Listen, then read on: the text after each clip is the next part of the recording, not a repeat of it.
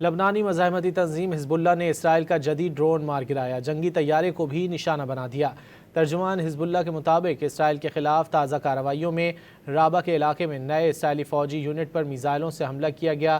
مجاہدین نے اناتا قصبے میں زمین سے فضا میں مار کرنے والے میزائل سے وار کر کے اسرائیلی ڈرون گرا دیا۔ بفلے قصبے کی فضا میں آنے والے اسرائیلی طیارے پر بھی میزائل داغا گیا۔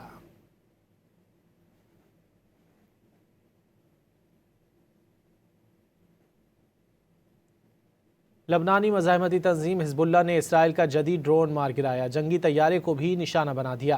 ترجمان حزب اللہ کے مطابق اسرائیل کے خلاف تازہ کارروائیوں میں رابہ کے علاقے میں نئے اسرائیلی فوجی یونٹ پر میزائلوں سے حملہ کیا گیا۔